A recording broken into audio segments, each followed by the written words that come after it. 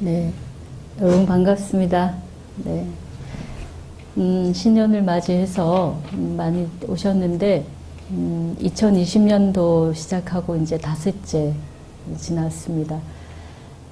새해를 맞이해서 여러분들도 많은 계획도 세웠을 거고, 또 저희 절도 절로서의 계획이 있고, 국가는 국가로서의 계획이 있습니다. 사실은 날짜, 시간 이런 게 뭐 마음이 있겠어요, 그죠? 시간이란 거는 그냥 무심하게 흐르는 겁니다. 그러니까 뭐 2020년이 되었는지 2021년이 되는지 관계없이 시간은 그냥 무심하게 흐르는데, 그 무심하게 흐르는 시간에다가 우리 사람들이 거기에 이제 의미를 부여하고 뭔가 특별하다 이렇게 이야기를 하니까 그 시간들이 특별해지는 거죠. 근데 그렇다고 해서 뭐 그게 가짜는 아니고, 또 우리가 어떻게 마음을 먹고 거기에 의미를 부여하느냐에 따라서 또 그 시간에 의미가 달라지는 거니까, 그런 점에서는 이제 새로운 한 해에 대해서 우리가 좀 더 성찰해 볼 그럴 필요가 있을 것 같습니다. 그런데 또 한편으로 보면 새날은 분명 새날이지만 어제와 연결되어 있습니다. 그러니까 우리가 2019년도에 살았던 삶에서 한꺼번에 뭔가 확 바뀔 수는 없을 거예요. 그래서 뭐 예를 들어서 이제 화엄탑사의 2020년도의 계획을 이렇게 생각을 해본다면 2019년도에 했었던 어떤 일들을 기반으로 해서 계획이 세워질 겁니다. 그죠?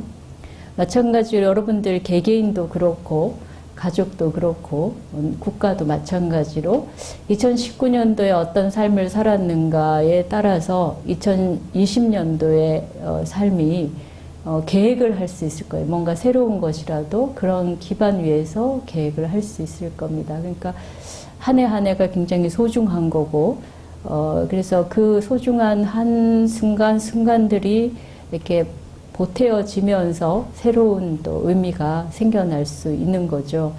네, 그래서 우리가 지난 이제 동지도 보내면서도 이제 2019년도를 보내면서 좀 다시 한번 우리 어떻게 지냈는가 한번 살펴보자 했을 거고요.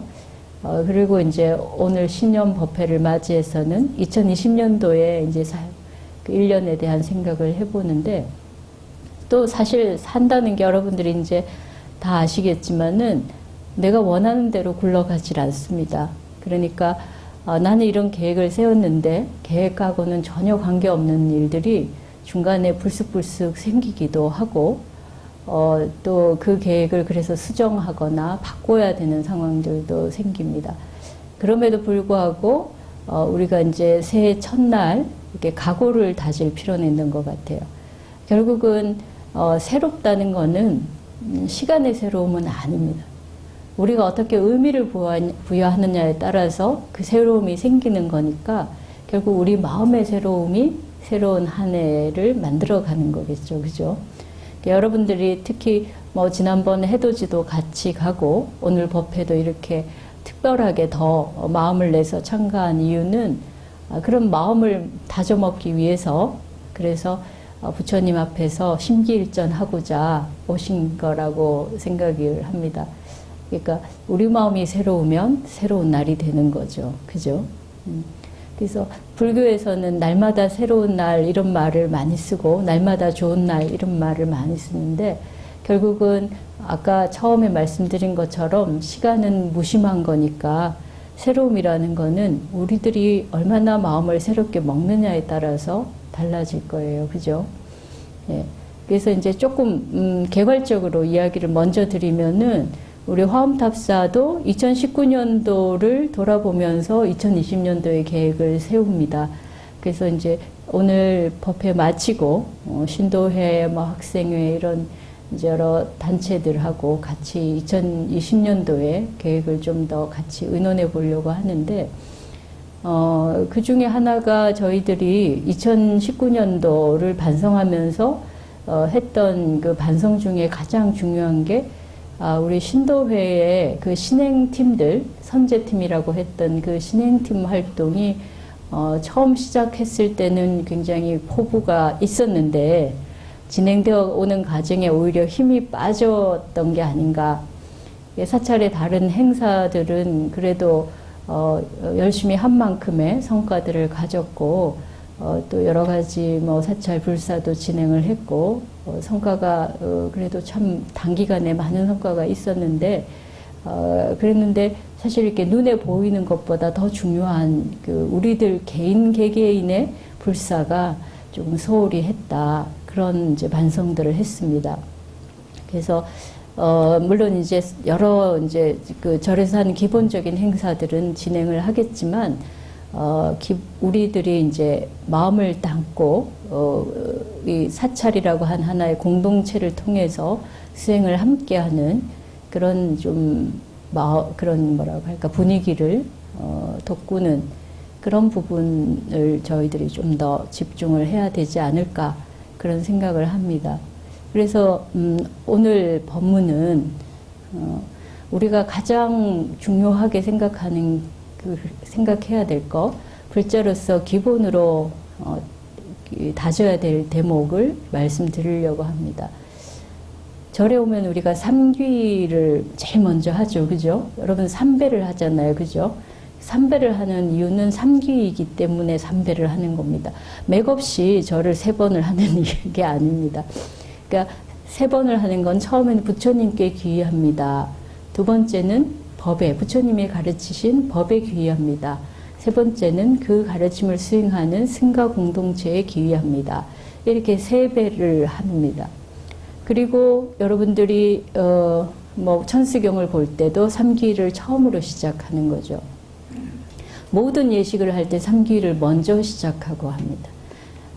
그리고 여러분들이 이제 계를 받을 때 기본적으로 이제 그 5계를 받기도 하고 10계를 받기도 하고 뭐 여러 가지 방식으로 계를 받는데 그 계 중에 가장 뭐라고 형식화되지는 않지만 가장 기본이 되는 계가 바로 삼귀 계입니다.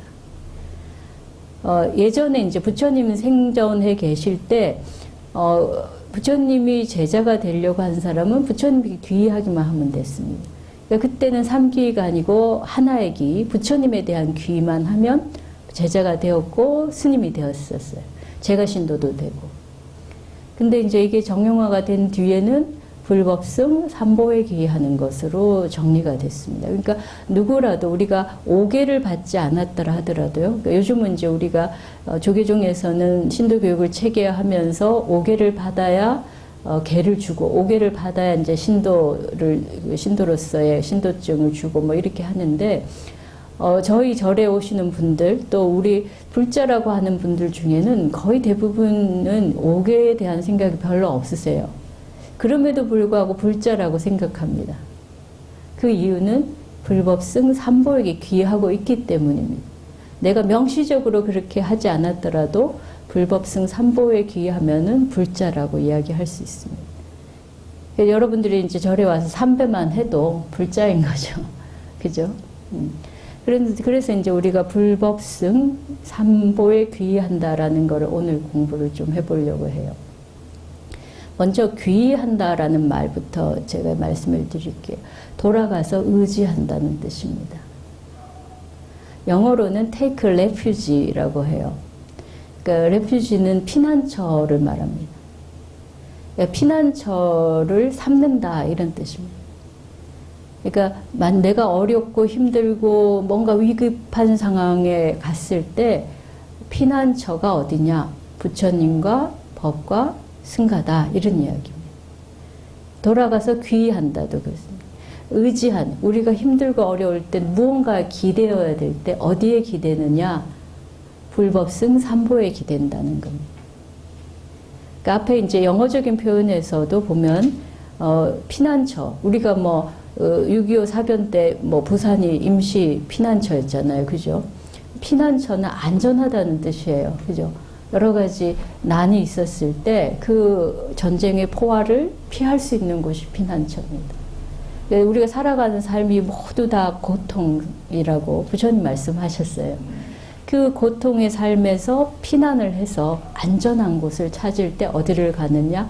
부처님과 가르침과 승가에 기하는 겁니다. 그러니까 여러분들이 이제 불교를 다시 생각해 보면 내가 힘들고 어려울 때 내가 쉬는 곳, 내가 안전하게 머물 수 있는 곳, 그리고 의지할 수 있는 곳이 불법승삼보다 이렇게 생각하시면 돼요. 여러분들이 절에 오실 때도 그렇죠, 그죠? 힘들고 어렵고 뭔가 내 삶의 기준이 필요하고 방향을 잡아야 될 때 절에 오시는 겁니다. 예. 근데 이제 부처님은 이제 처음에 이제 첫 번째 그 대상이 부처님이죠. 부처님은 정말 두말할 나위가 없이 우리가 의지해야 될 대상입니다. 그래서 여러분들이 부처님한테 기도하고 공양을 올리고 그런 행위만 해도 굉장히 큰 복이 주어지지만 더 한편으로 보면은 부처님이 어떤 분이고 어떻게 살아왔고 무엇을 가르쳤는가도 잘 알아야 됩니다. 제가 불교 수업 시간에도 그런 이야기를 드렸는데 우리가 위기에 처했을 때 본능적으로 나오는 말들이 있어요. 그게 뭐냐면 엄마 이런 이야기라고. 왜 그 말이 나오느냐? 그 이름을 부르면 나를 구호해 줄 거라는 믿음이 있기 때문에 그렇게 하는 거예요. 그죠? 지금 우리 강아지가 저기서 막 짖고 있는데 우리 실장님 찾는 거예요. 부르는 소리. 갖기만 하면 나를 도와줄 거라는 그런 기대가 있기 때문에 그래요. 사람도 마찬가지입니다. 부모를 부르는 거는 내가 아주 어렸을 때부터 부모가 나를 지탱해주는 버팀목이었으니까 위기의 순간에 자기도 모르게 엄마, 아버지 이런 이제 이야기가 나온단 말이에요. 근데 이제 우리 불자들은 물론 그렇게 육친의 정으로 이루어진 것도 중요하지만 부처님을 부르면 우리 마음도 안정이 되는 거예요. 그래서 위기의 순간에 내가 어떤 삶을 살아야 될지 모를 때 부처님을 한번 생각해 보기만 해도 변화가 있습니다. 불교를 신앙하는 사람과 그렇지 않은 사람의 차이가 단지 절에 오고 안 오고의 문제가 아니고 내가 정말 어떻게 이 상황을 극복해야 될까 잘 가늠이 안 될 때 부처님 생각하는 겁니다. 그리고 부르는 겁니다. 그래서 그 음성이 그냥 음성일 뿐이라도 내가 부르는 그 마음이 실려서 나에게 안도를 갖다 주는 거죠. 우리가 위기의 순간에 엄마라고 부르는 그 엄마라는 부름 그것만으로도 내가 안도를 하듯이 부처님을 부르는 것만으로도 안도를 합니다.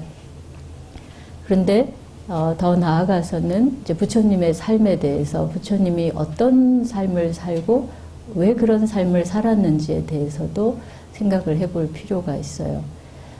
그래서 한 가지를 말씀을 여기서 그건 굉장히 긴 이야기이기 때문에 한 가지만 말씀드리면 부처님의 시대는 불교 인도에서 불교가 대세가 아니라 불교는 부처님 이후에 이제 나온 종교니까 브라만교라는 게 지금도 힌두교라고 하는 이름으로 이제 거의 이렇게 전 인도 문명을 이루고 있는 그런 종교인데 그 종교의 힘이 굉장히 막강했습니다. 그 종교에 따르면은 사성 계급이 있고 가장 높은 성직자 계급과 그 다음에 그 밑에 있는 전사나 정치자 계급 그리고 상인과 평민 뭐 이런 식으로 이제 계급이 쭉 나뉘어져 있고 인간의 가치는 그 계급에 따라서 달라진 겁니다. 내가 어떤 계급에 속하느냐가 자기의 삶을 결정을 했어요. 그래서 내가 바이샤면은 농사만 지어야 돼요. 그리고 나는 위에 있는 두 계층에 복종을 해야 되는 거. 수드라는 이제 그들은 이제 노예니까 더 낮은 계층이었죠.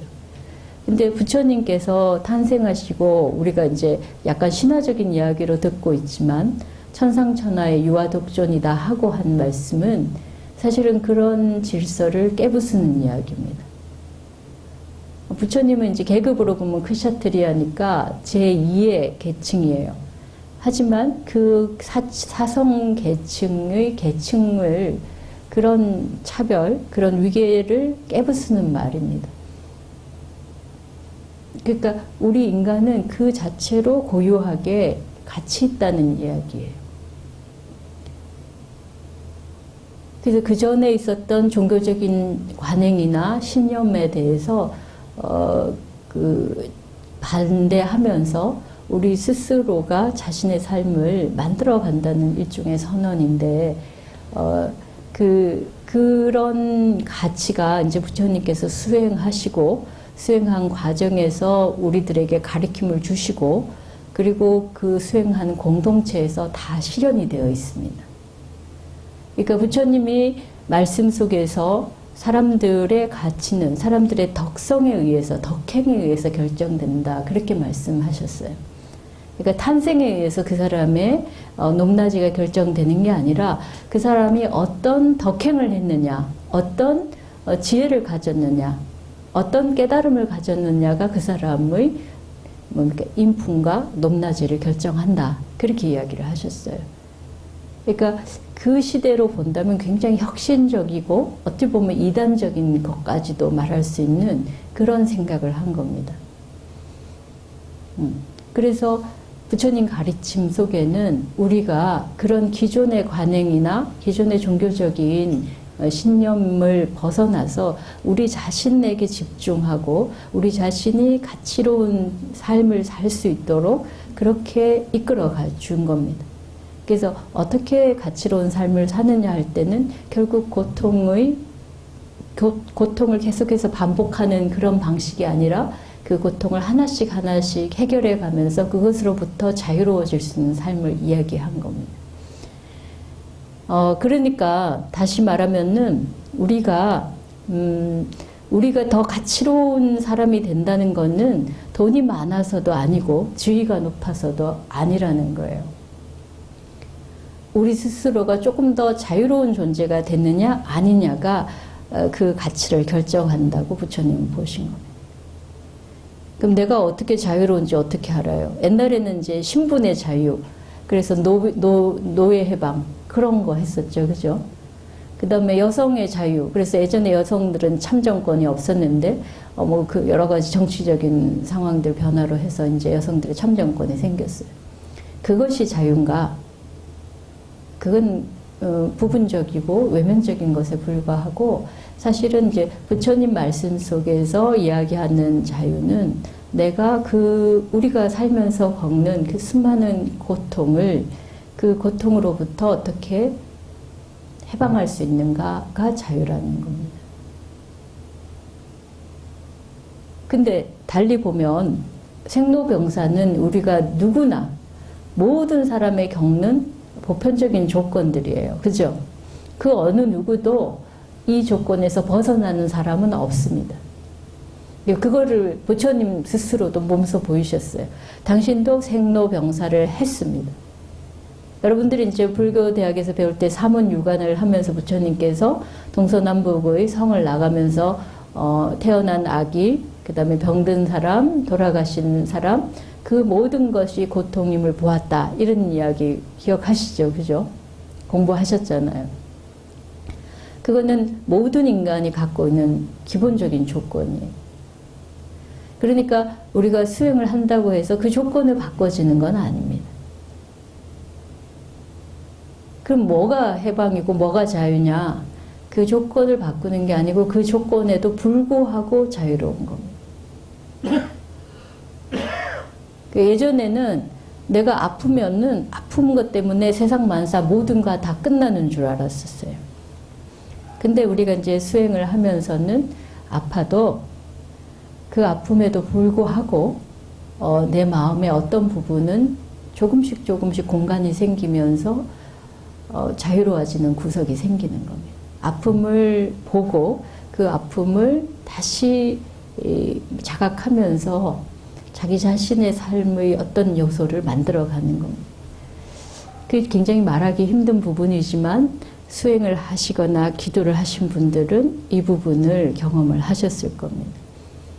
그러다 보면 실질적인 고통도 감소하는 게 있습니다. 그러나 근본적인 조건 속에서 고통이 없어지는 건 아닙니다. 가난의 문제도 우리가 가난을 많이 극복했죠. 인류 전체로 볼 때. 개개인은 여전히 가난이 위기에 굉장히 위기적인 요소니까 개개인의 그 위기가 완전히 해결되지는 못했습니다. 복지국가라는 거는 국민 개개인에게도 모두 다 이런 그 가난의 그 뭡니까 리스크, 위기 상황을 줄여주는 게 복지국가예요. 병이라는 위기에 대해서도 국가적으로 줄여주는 게 복지국가입니다.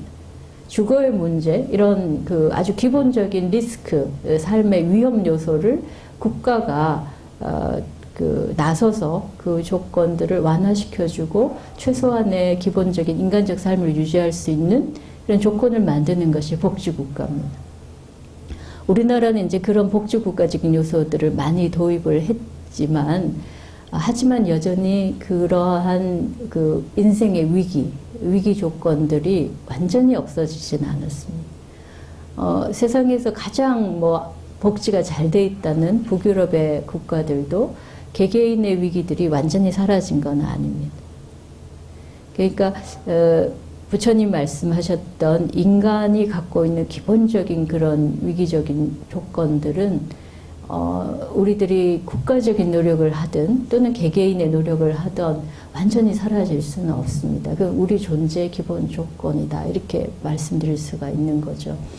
한데 그거를 완화시킬 수도 있고 변화시킬 수도 있지만 더 중요한 거는 그것을 우리가 어떻게 견뎌가느냐는 문제예요. 거기서 우리가 같이 굴복되고 그 속에서 우리가 매여져서 그냥 허덕거리는 삶을 사느냐 아니면은 그 조건들을 내 그 조건 속에 분명히 들어있음에도 불구하고 내가 그 상황들을 계속해서 자각하면서 마음으로는 해방할 수 있는가, 마음으로 자유를 느낄 수 있느냐는 문제입니다. 이 말은 굉장히 여러분들한테 어떻게 보면 굉장히 추상적으로 들릴 수도 있을 것 같아요.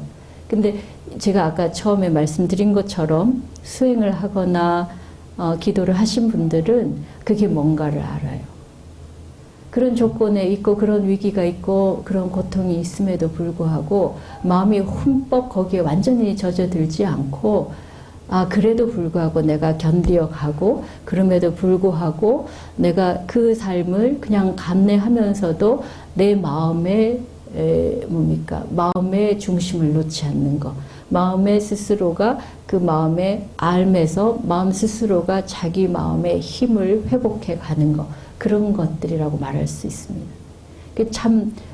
그게 정말 종교적인 차원이에요. 불교가 이야기하고자 하는 종교적인 차원입니다.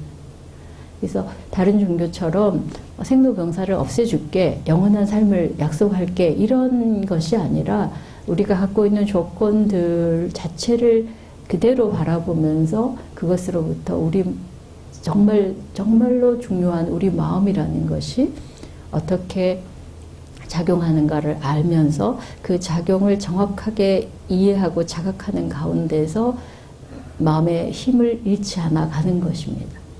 그러니까 부처님도 마지막에 열반하실 때는 엄청난 고통을 겪었습니다. 그 음식을 잘못 먹어서 식중독 복통으로 이제 돌아가시게 됐는데 그 고통은 천상과 인간 모든 그 존재 중에 오로지 부처님만이 감당할 수 있다 이런 말을 할 정도로 굉장한 고통이었다고 기록을 하고 있습니다. 그럼에도 불구하고 그분이 그 고통에 쩔어서 그 고통에 매몰돼서 자기 정신을 잃고 돌아간 게 아니라 그 고통 속에서도 매우 담담하게 삶을 마감했다는 점입니다. 그러니까 저희들이 그런 점을 부처님의 생애에서 읽어내야 됩니다. 그래서 부처님 생은 그대로 부처님 가르침으로 드러났고요. 그러니까 부처님한테 귀의할 때 우리는 부처님의 생을 통해서도 부처님에 대한 믿음을 갖고 그분의 가르침을 따르는 마음으로 가는 것이 부처님에 대한 귀의가 되는 거죠. 그리고 부처님 가르침은 불교는 이제 가르침을 조금 더 분리시켜요. 부처님의 생애로부터 좀 분리시켜서 이야기를 하는데 그 이유는 부처님이 처음부터 부처님인 것이 아니라 수행을 통해서 그러한 우주의 진리를 깨쳐서 부처님이 됐기 때문에 이걸 분리시키는 겁니다. 인격에 그대로 녹아있는 것이기도 하지만 다른 한편으로 볼 때는 그 인격을 만든 힘이 부처님의 깨달음이기 때문에 그걸 분리시켜서 이야기를 하는 겁니다. 다른 종교는 그분의 인격이 대단하기 때문에 우리가 귀하게 돼요. 그죠? 그리고 인격은 처음부터 그렇게 주어진 인격인 경우입니다. 뭐 타고나면서 그렇게 타고난 것들이라고 이야기를 해요. 부처님은 그러한 인격이 타고난 것이라기보다는 당신의 수행 속에서, 당신의 깨달음 속에서 이루어진 거라고 말하기 때문에 그거를 분리시켜서 가르침을 법이라고 하는 이름으로 다시 또 이야기를 하는 겁니다. 그래서 부처님 가르침을, 그러니까 이제 우리 불자들은 굉장히 잘 봐야 돼요. 저희가 불교대학을 만들고 여러 가지 경전과 여러 가지 부처님의 이야기들을 강의하는 이유는 이 법의 요소가 굉장히 크기 때문에 그렇습니다. 그래서 다른 어떤 종교보다도 교리적인 부분의 공부가 많이 필요하고요. 그러니까 여러분들이 수행을 한다고 하면, 불자라고 하면은 기본적으로 부처님 가르침에 대해서 친숙해야 됩니다. 많이 보고 많이 듣고 그리고 배우려고 하는 그런 마음 자세가 필요해요. 왜 그러냐? 앞에 말씀드린 그 이유 때문입니다. 우리가 어렵고 힘들 때 의지해야 될 것이 바로 부처님의 가르침이기 때문에 그래요. 처음에는 아니 부처님 가르침은 굉장히 어렵고 특별한 사람들을 위한 이야기가 아닌가 하는 생각도 저도 했었어요. 한데 시간이 흐르면서 제가 처음에는 그냥 따라갔던 그 길이 왜 이렇게 해서 이 길을 따라왔어야만 했던가가 시간이 흐르면서 점점 더 분명해지는 거예요. 부처님 말씀 되게 어렵잖아요. 그죠? 네, 들어도 잘 몰라요. 사성제 말하는데도 사실은 우리가 그냥 그 말들은 알지만 그 말이 과연 무슨 의미고 내가 살아가는데 어떤 의미를 던지고 있는지를 이해하기는 쉽지가 않아요. 불교는 어렵다는 게 정평이 나 있습니다. 그런데 그 어려운 거를, 그러니까 요즘 사람들은 이제 좀 쉽게 설명해라 또는 좀 다르게 표현해달라 이렇게 요청하는데 그런 그 요청을 부응해야 될 필요도 있지만 한편으로 보면은 어렵고 잘 몰랐지만 그 가르침을 계속해서 따라갔던 부분이 그게 변화를 만드는 힘이었다는 생각을 지금 와서는 하게 되는 거예요.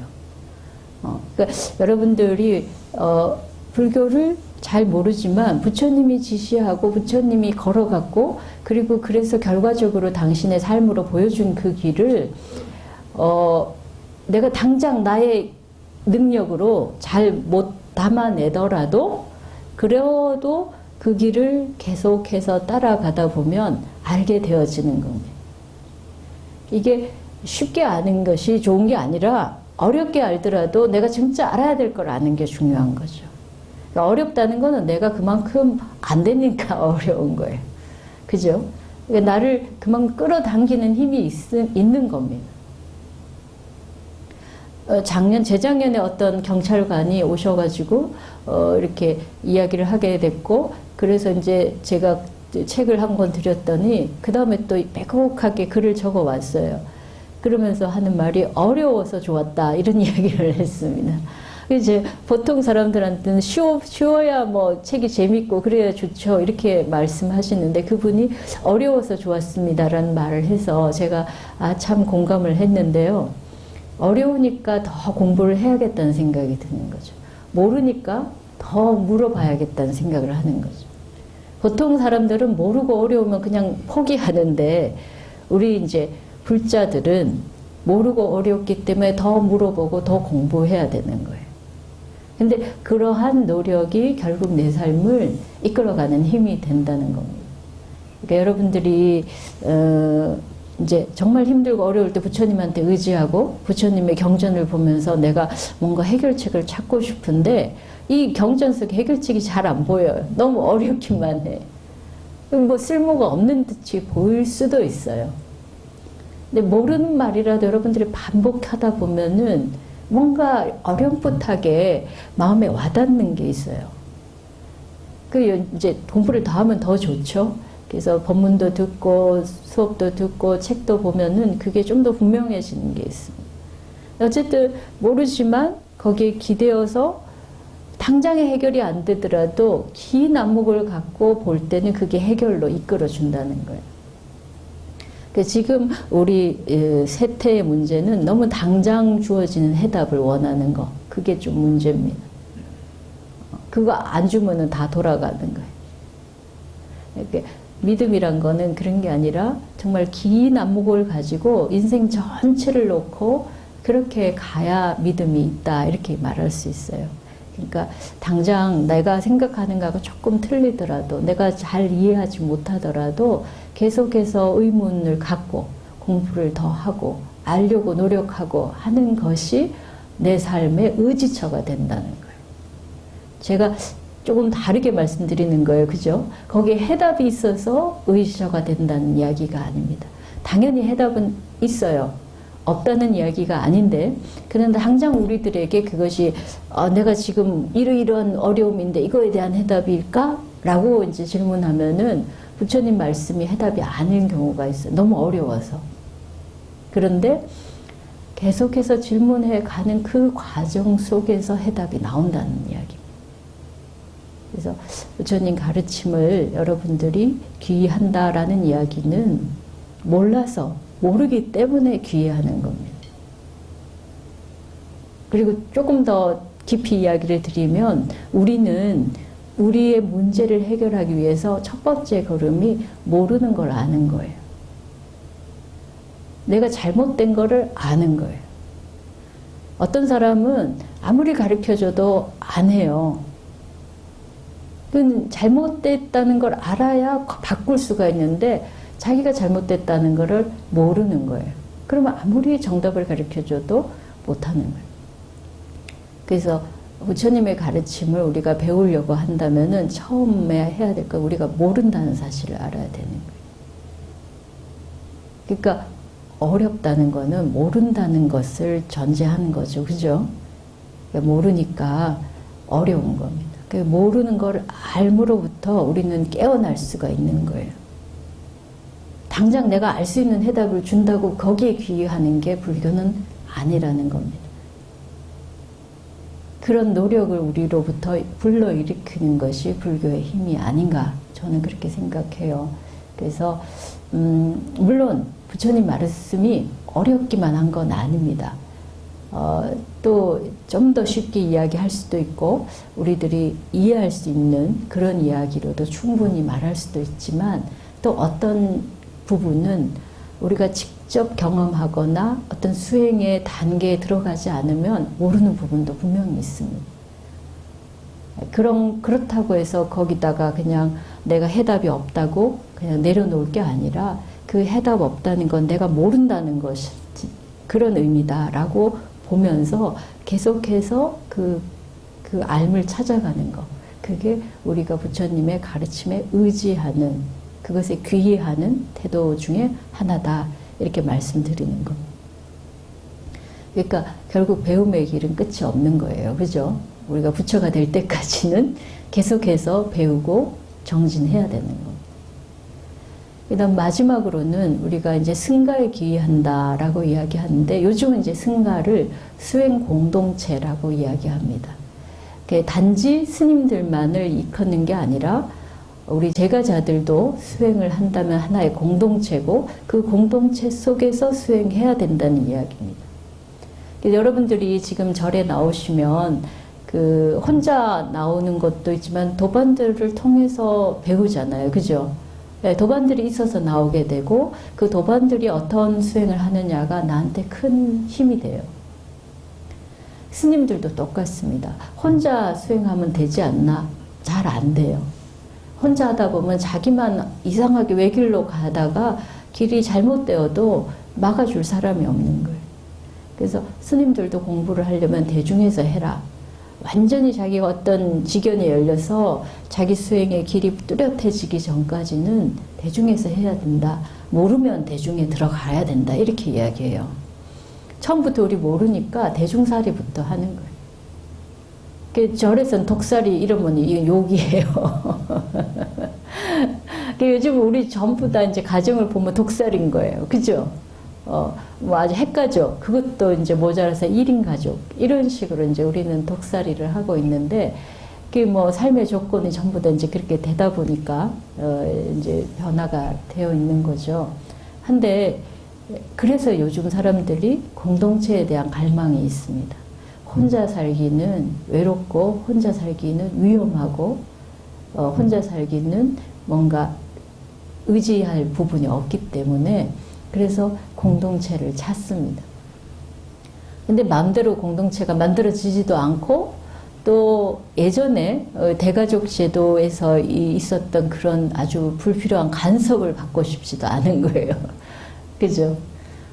그래서 같이 살면 좋을 것 같은데 같이 살면 너무 귀찮은 일이 많은, 간섭도 많고 시시비비도 많고, 그래서 어떤 것이 바람직한 공동체가 지금 많은 사람들이 그런 고민들을 하고 있어요.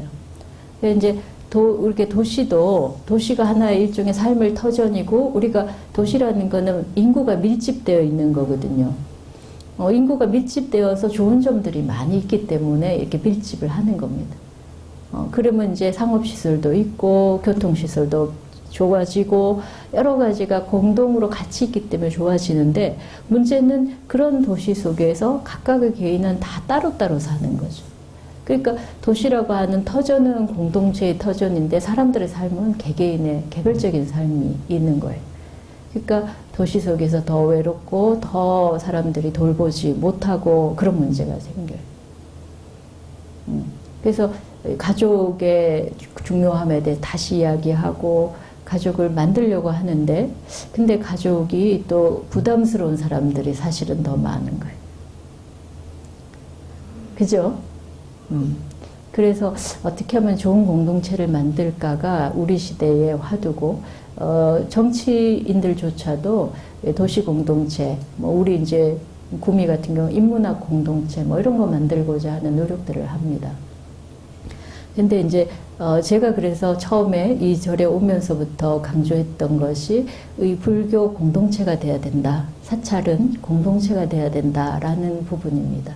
그래서 신도회를 조직할 때도 말하자면은 뭐 신도회장, 뭐 부회장만의 그런 간부들의 그런 신도회가 아니라 풀뿌리 조직을 가진 그런 신도회를 만들었던 것이고, 그래서 그분들이 각각이 자기들 나름으로 소그룹이 되어서 신행활동을 하면서 이 공간을 공동체 공간으로 만들려고 그렇게 꿈을 꾸었습니다.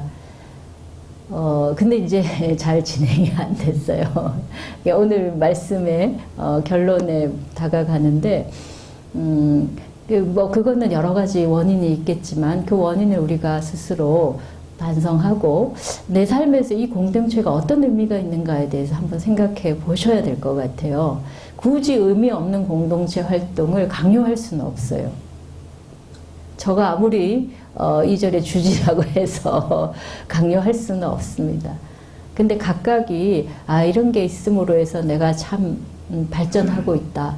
또 아까 귀의한다 할 때 나 참 힘들고 어려울 때 거기 오면은 안심할 수 있고 뭔가 배울 수 있고 그래서 서로에게 도움이 될 수 있는 곳이다 하면은 만들어 가는 거예요. 근데 우리가 그동안 경험이 없단 말이에요. 특히 우리 절은 그냥 혼자 와서 혼자 조용히 있다 가는 게 기본이다 보니까 스님들은 공동체 생활을 했지만 신도님들은 너무 개별적으로 지내왔던 거죠. 그래서 그런 경험들을 우리가 해본 상황이 없었어요.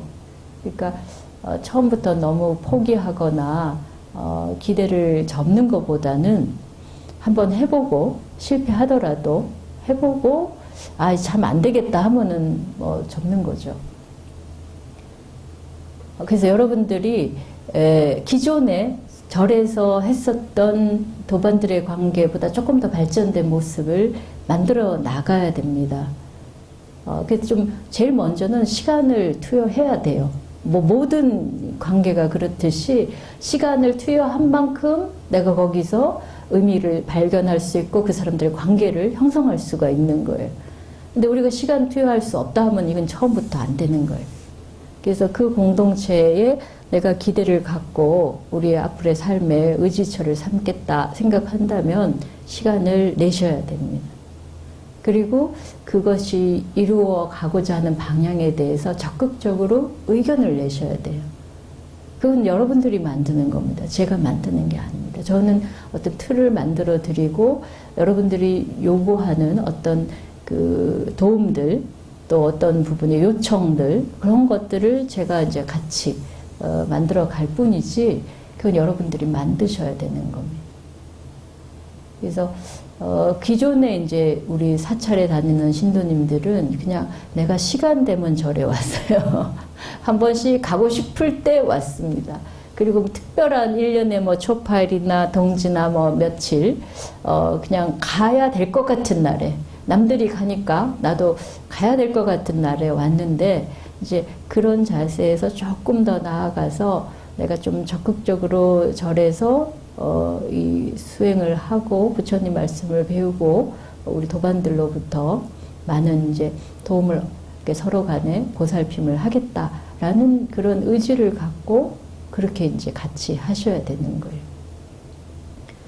근데 이 공동체가 이상적으로 구성이 된다면 사실은 우리가 혼자서 할 수 있는 일보다 굉장히 큰 일을 할 수 있습니다.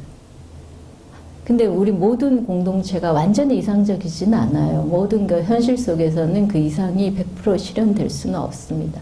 근데 또 부처님 우리 선호록에 용과 뱀이 같이 산다라는 이야기를 하거든요. 스님들도 대중생활을 하는데 용도 있고 뱀도 있어요. 뛰어난 스님도 있고 모자란 스님도 있어요. 그렇게 섞여가면서 같이 배우는 거예요. 뛰어난 사람만 가르치고 못난 사람은 배우기만 한다. 그렇지가 않아요.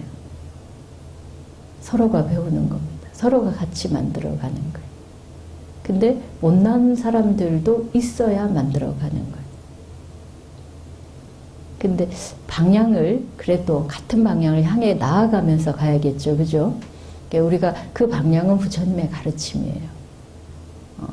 우리가 뭐 이권을 위한 공동체도 아니고 또 뭡니까? 무슨 권력을 위한 공동체도 아닙니다. 그러니까 우리는 오로지 부처님의 가르침을 더 잘 알고 그 가르침에 따라서 살기 위해서 만나는 거니까 굉장히 순수한 만남이에요. 그 당장 주어지는 대가가 없을 수도 있어요. 하지만 여러분들이 여기서 한 걸음 두 걸음 이렇게 걸음을 하시다 보면은 그래도 내 삶의 변화가 조금씩 찾아오는 거를 느끼실 거예요. 그거는 과거로부터 지금까지 수많은 시간을 거치면서 우리 승가에서 일어났던 일들이 그런 변화를 증명하고 있으니까 제가 자신 있게 말씀드릴 수 있습니다.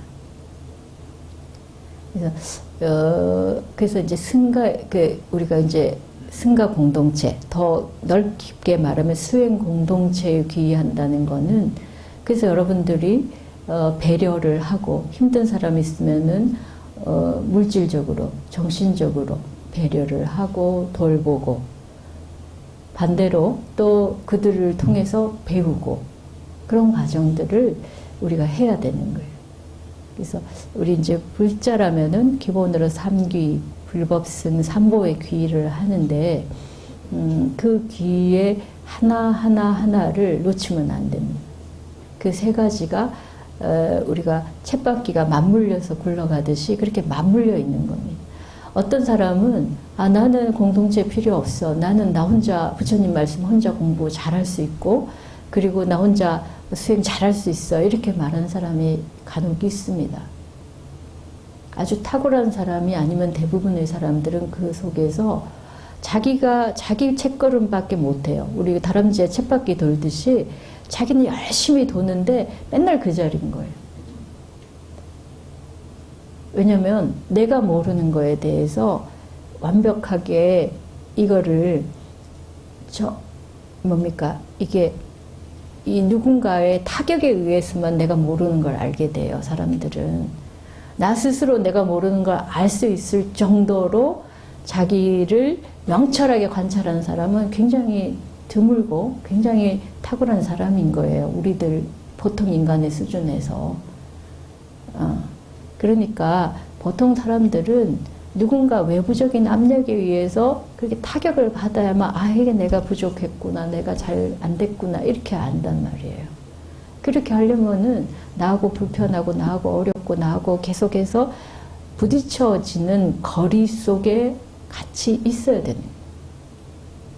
그 거리가 너무 멀어지면 그냥 한 번씩 봐서 좋은 사람인데 나한테 자극은 없는 거죠.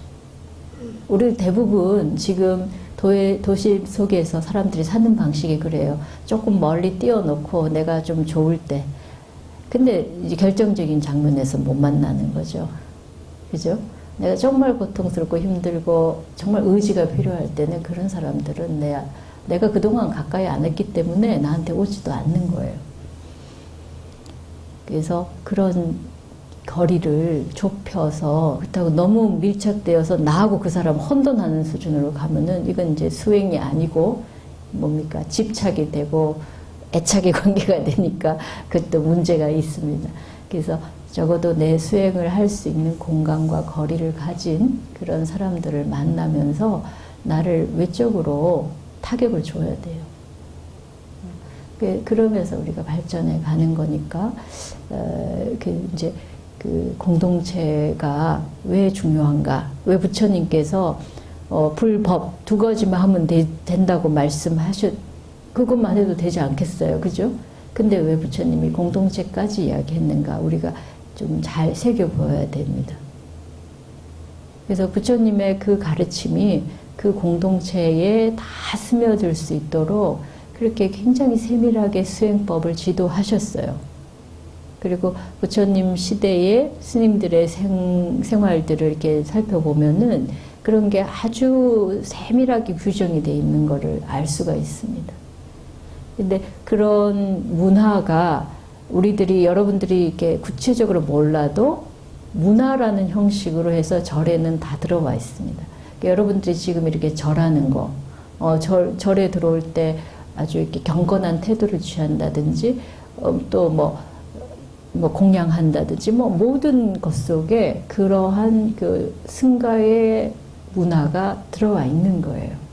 그러니까 이 절에서 같이 이렇게 공부하고 배우고 하다 보면은 자연스럽게 그런 문화 속에 들어가서 내가 그냥 내 승가의 규칙을 몰라도 습득하게 되는 것이 있어요. 저희도 스님 처음 됐을 때 그런 계율에 대한 교육을 받기보다는 습의 교육을 더 먼저 받았어요. 어떻게 절해야 된다. 어떻게 인사해야 된다. 바로 공양 어떻게 해야 된다. 근데 그런 거 하나하나 속에 부처님이 말씀하신 공동체의 정신이 다 들어가 있었던 겁니다. 그래서 그런 정신에 대한 강의를 듣기보다는 발을 피고 빗자루질하고 이런 것들을 배우는데 그게 실질적인 배움이었어요. 그래서 여러분들이 올 한 해 이제 그 여러 가지로 새로운 계획을 세울 거고 그 새로운 계획들이 내가 계획한 대로 굴러가지 않더라도 우리 삶을 조금 더 바꾸어 가면서 나은 삶을 만들어 가려고 한다면은 이 불법승 삼보회를 의지처로 삼고 피난처로 삼아서 내가 늘 여기서부터 삶의 문제를 해결해 가려고 하는 노력이 필요해요. 그래서 어떤 문제에 봉착하면은 불자는 부처님과 가르침과 그 공동체 속에서 해결을 모색해야 됩니다. 각각이 자기 삶에 가서 해결하는 방식은 각각이 다를 수가 있더라도 거기에 기준점을 두고 그 속에서 생각을 해서 해결해 가시면은 이 2020년도 또 새로 시작되는 이 2020년대 이 한 10년도 여러분들이 거뜬히 그 길을 갈 수 있지 않을까 생각됩니다. 그래서 새해 첫 번째 법회 때 여러분들과 부처님의 그 불법승 삼보에 대한 이야기를 했는데요.